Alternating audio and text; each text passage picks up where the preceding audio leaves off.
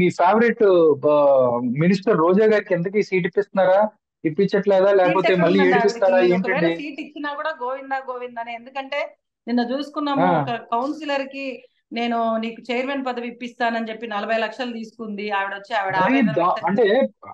అంటే వీళ్ళు ఎవరైతే మంత్రి పదవిలో ఉన్నారు, ఆవిడ బయటకు వచ్చి చాలా మాట్లాడతారు. కానీ ఇక్కడ చూస్తే ఎవరైతే ఆవిడ 40 లక్షల డబ్బులు తీసుకున్నారు, ఇంత ఇంత దారుణంగా ఉందా అని సోషల్ మీడియాలో అదే రచ్చ జరుగుతుంది. దీని గురించి మీరేం చెప్తారు? ఇంతవరకు ఆ పార్టీ కూడా స్పందించకపోవడం చాలా హాస్యాస్పదం. అక్కడ వచ్చి ఒక ఉమ్, పార్టీలోని ఒక మహిళ వచ్చి బాధపడుతుంటే, ఒక దళిత మహిళని మోసం చేసింది కాక ఇంతవరకు ఆ ఉమ్, పార్టీ స్పందించకపోవడం అనేది చాలా తప్పు. దీన్ని నేను ముందుగా ఖండిస్తున్నాను. అట్ ది సేమ్ టైం ఉమ్, రోజా గురించి ఈరోజు మాకు తెలుసండి. ఈ రోజు రోజా ఒకప్పుడు 500 నుంచి కష్టపడే రోజా ఈ రోజు 5,000 కోట్లకు ఆస్తిపర్రాలు ఊరికినే అయ్యిందని మాకు తెలుసు. రోజా ఏమేమి అన్యాయాలు చేస్తుందో, ఏమేమి అక్రమాలు చేస్తుందో, ఎంతమంది దగ్గర దౌర్జన్యంగా డబ్బులు రాబట్టుకొని అన్న తమ్ముళ్ళు ఇద్దరు, వాళ్ళ అన్నలు ఇద్దరు ఏ విధంగా అందరినీ భయపెట్టి అక్కడ వాళ్ళు డబ్బులు ఎలాగైతే సంపాదిస్తున్నారో, నగరిలో ఏ చెట్టునో పుట్టనో అడిగినా కూడా చెప్పే పరిస్థితి అండి ఈరోజు. ఈ రోజు ఓకే. వాళ్ళు ఇదొక్క విషయమే కాదు, తెలియని విషయం. ఈ రోజు ఆ పార్టీలో ఆమె బాధపడి బయటకు వచ్చి 40 లక్షలు డబ్బులు పోయాయని చెప్పి ఈరోజు వచ్చి బాధపడుతుంది. ఇలాంటి వాళ్ళు కొల్లలు ఉన్నారు. ఇలాంటి ఉమ్, వాళ్ళు చాలా వందల సంఖ్యలో, వేల సంఖ్యలో ఉన్నారు.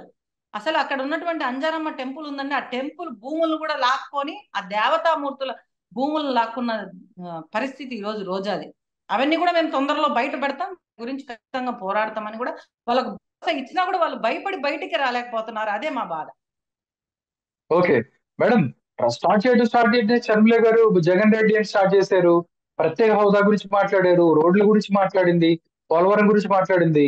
డైరెక్ట్ గా ఫైనల్ గా రామబాణం లాగా బాబాయ్ బాణం తీసింది అనుకోండి.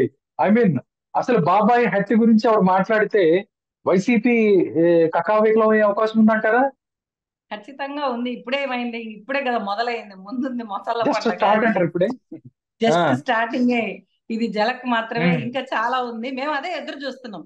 ఆవిడ నోట్లో ఓకే. నుంచే బయటికి రావాలి కదా నిజాలన్నీ. మేము అదే అవును, ఎదురు అవును. చూస్తున్నాము. ఎవరు చెప్తే ఓకే. చెవికెక్కుతుందో వాళ్ళు చెప్పేదే కరెక్ట్. శ్రీరంగ వదన అని ఒక సామెత ఉంది. ఆ విధంగా ఉమ్, వాళ్ళు చెప్తేనే బాగుంటది. మేమందరం చెప్తే ఇప్పుడు ఇప్పుడు జగన్మోహన్ రెడ్డి ఏంటి అనేది షర్మిలమ్మ నోటితో ఆంధ్ర ప్రజలకు ఉమ్. తెలియజేస్తుంది ఖచ్చితంగా. ఓకే. ఓకే. చూద్దాం మేడం. అంటే రానున్న ఎలక్షన్స్ లో అవ్వచ్చు, టీడీపీ అండ్ జనసేన పార్టీ కలిసి వెళ్తుంది. చివరిగా మీ క్యాడర్ కావచ్చు, మీ క్యాడర్ అవ్వచ్చు, దాంట్లో ఆంధ్రప్రదేశ్ ప్రజలకి మీరేం చెప్పబోతున్నారు? ఖచ్చితంగా 2024లో జనసేన, టీడీపీ ప్రభుత్వాన్ని స్థాపిస్తున్నాం. ప్రజల పక్షాన నిలబడ్డ నాయకుడు ఎవరైనా ఉన్నారంటే అది పవన్ కళ్యాణ్ గారే.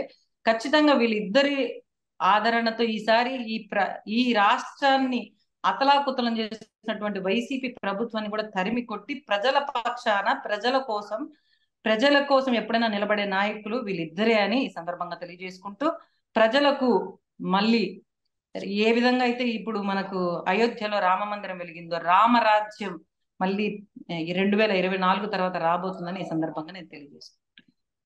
Okay. Thank you so much Subhashini గారు. జూమ్ లోకి వచ్చి మీ యొక్క రెస్పాన్స్ తెలియజేశారు. నమస్కారం అండి. థ్యాంక్ యూ అండి.